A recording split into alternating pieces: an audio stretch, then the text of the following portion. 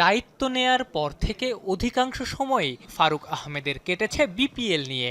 হবে কি হবে না, হলেও কবে হবে, কোন কোন দল থাকবে, এমন অনেক প্রশ্ন বানে বিসিবি সভাপতি এক প্রকার জর্জরিত ছিলেন।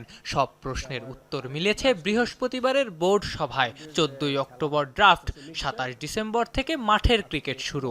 রাজশাহী ফিরছে ভিন্ন মালিকানায়, ঢাকা চট্টগ্রাম থাকছে।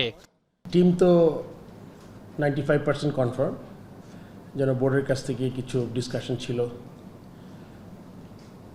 টিম আসছে, চেঞ্জ হয়েছে 3টে আর কি। সো সেক্ষেত্রে কিছু নিয়মকানুনের ব্যাপার ছিল, ওগুলো নিয়ে আলোচনা করেছি। গ্রাউন্ডসম্যানদের জন্য সুখবর আসছে, বেতন বাড়িয়ে তাদের চাকরিও পার্মানেন্ট করা হচ্ছে। মাস্টার রুল থেকে মনে হয় আমরা পার্মানেন্ট করার চিন্তা করেছি। 6 বছর যারা মিনিমাম কাজ করেছে, 6 থেকে 10, 10 থেকে 14, দুইটা ক্রাইটেরিয়া করে একটা তাদের পার্মানেন্ট করেছি। বিকেল 4টায় শুরু হয়ে মিটিং চলেছে সন্ধ্যা 7:30 পর্যন্ত। সভাপতি সহ সব মিলিয়ে 10 জন বোর্ড পরিচালক উপস্থিত ছিলেন। যারা উপস্থিত ছিলেন না তাদের ব্যাপারে পরবর্তী বোর্ড সভায় সিদ্ধান্ত নেবেন বলে জানিয়েছেন ফারুক আহমেদ।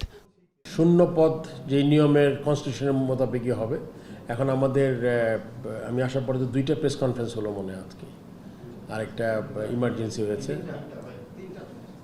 একটা ইমার্জেন্সি হয়েছে মানে একটা বোর্ড ইমার্জেন্সি মিটিং, 2টা রেগুলার মিটিং হয়েছে। সো আরেকটা মিটিং করি, তারপরে দেখি কি হয়। ক্রিকেটারদের আরও একটা সুখবরও আসছে। পাইপলাইন মজবুতের 3য় বিভাগ বাছাই ক্রিকেট লিগ ফিরছে, যেটা হবে ক্রিকেট ক্যালেন্ডারের সবশেষ ঘরোয়া টুর্নামেন্ট।